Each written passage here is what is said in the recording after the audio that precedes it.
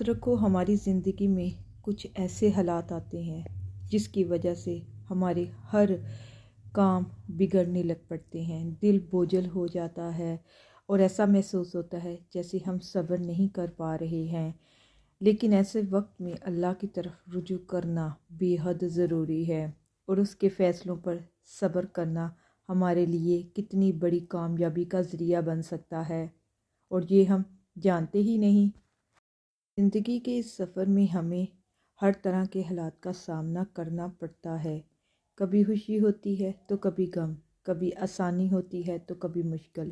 لیکن کیا آپ نے کبھی غور کیا ہے کہ اللہ تعالیٰ ہمیں آزمائشوں میں کیوں ڈالتا ہے؟ اللہ تعالیٰ قرآن کریم میں فرماتے ہیں، کیا لوگوں نے یہ گمان کر لیا ہے کہ وہ یہ کہہ دیں گے کہ ہم ایمان لائے اور وہ آزمائے نہیں جائیں گے؟ اس آیت سے واضح ہے کہ زندگی کے امتحانات ایمان کا لازمی حصے ہیں۔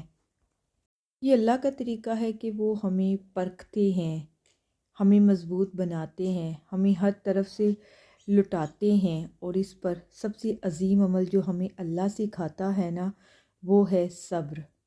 صبر کا ذکر قرآن پاک میں بار بار آیا ہے، اور رسول اللہ صلی اللہ علیہ وسلم کی احادیث میں بھی ہے۔ اس کی بہت زیادہ فضیلت بھی بیان کی گئی ہے۔ اللہ تعالیٰ قرآن میں فرماتے ہیں، اے ایمان والو، صبر اور نماز کے ذریعے مدد مانگو، اللہ صبر کرنے والوں کے ساتھ ہے۔ یہ آیت ہمیں یاد دلاتی ہے کہ جب حالات مشکل ہو جائیں تو ہمیں سب سے پہلے قدم جو ہے وہ نماز اور دعا کے لیے بڑھانا چاہیے، اور دوسرا قدم ہمیں صبر کے لیے۔ اللہ تعالیٰ اپنے بندوں سے محبت کرتا ہے، اور جب وہ ہمیں آزماتا ہے تو دراصل وہ ہماری کامیابی کی بنیاد رکھ رہا ہوتا ہے۔ رسول اللہ صلی اللہ علیہ وآلہ وسلم نے فرمایا، سب سے زیادہ آزمائشیں انبیاء پر آتی ہیں، ان کے بعد وہ لوگ جن کا ایمان زیادہ ہوتا ہے۔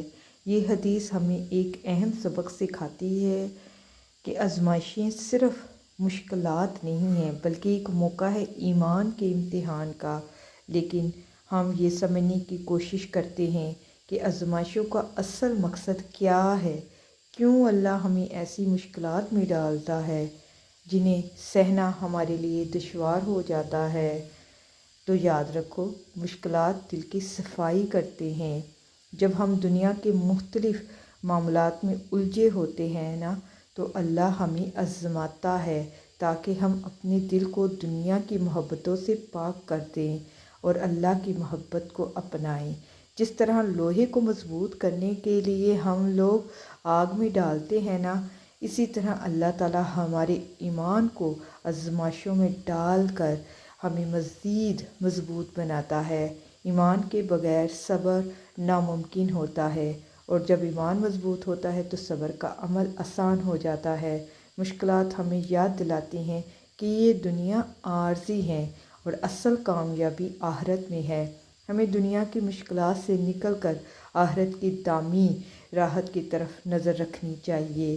جب ہم صبر کرتے ہیں، اللہ تعالیٰ ہماری مشکلات کو دیکھتا ہے اور پھر ہمارے قریب ہو جاتا ہے۔ بے شک اللہ صبر کرنے والوں کے ساتھ ہے۔ یہ آیت ایک واضح وعدہ ہے کہ اللہ ایسے لوگوں کو کبھی تنہا نہیں چھوڑتا جو صبر کرتے ہیں۔ رسول صلی اللہ علیہ وآلہ وسلم نے فرمایا، جب کسی مسلمان کو تکلیف پہنچتی ہے، خواہ وہ ایک کانٹا چبھنے کی صورت میں ہو، تو اللہ اس کے گناہ معاف کرتا ہے۔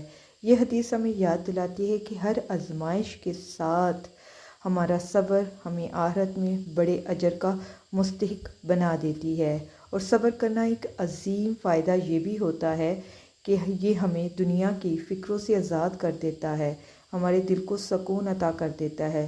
جب ہم اللہ پر بھروسہ کر کے اپنے معاملات کو اس کے حوالے کر دیتے ہیں تو ہمارا دل ایک پرسکون ہو جاتا ہے۔ اللہ تعالیٰ فرماتے ہیں، اور صبر کرنے والوں کو ان کا اجر بے حساب دیا جائے گا انشاءاللہ۔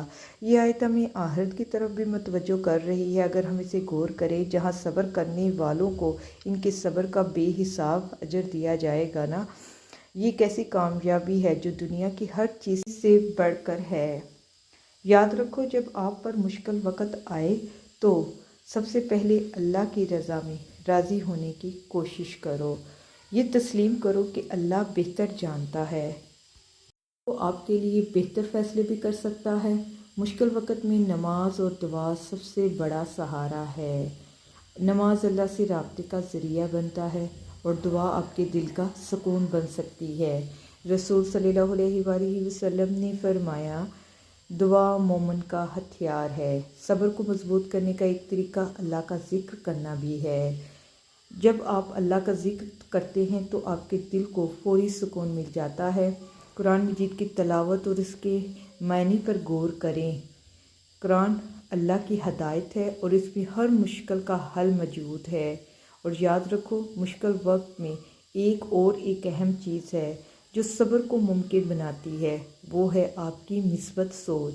جب انسان مایوسی کا شکار ہو جاتا ہے نا، تو ہر چیز آپ کو منفی نظر سے دیکھنے لگتی ہے، اور یہ رویہ صبر کو مزید مشکل بنا دیتا ہے۔ اور مثبت سوچ کا مطلب یہ ہے کہ آپ کو یقین ہونا چاہیے کہ آپ کے حالات بدل جائیں گے انشاءاللہ، اور یہ کہ اللہ آپ کے حق میں بہتر فیصلہ کر رہے ہیں۔ یہ یقین آپ کو نہ صرف صبر کرنے میں مدد دیتا ہے بلکہ آپ کے روحانی اور ذہنی حالات کو بھی بہتر بنانے میں مدد کرتا ہے۔ اللہ تعالیٰ قرآن کریم میں فرماتے ہیں، جو اللہ پر بھروسہ کرتا ہے اللہ اس کے لیے کافی ہے۔ یہ آیت ہمیں یاد دلاتی ہے کہ جب آپ کو لگے کہ ہر دروازہ بند ہو گیا ہے تو اللہ کی مدد آپ کے لیے کافی ہے۔ جب آپ دنیا کی مشکلات کا سامنا کریں تو آخرت کے اجر کو یاد رکھا کریں۔ یہ دنیا عارضی ہے اور اصل راحت جو ہے وہ آپ کو آخرت میں ملے گی۔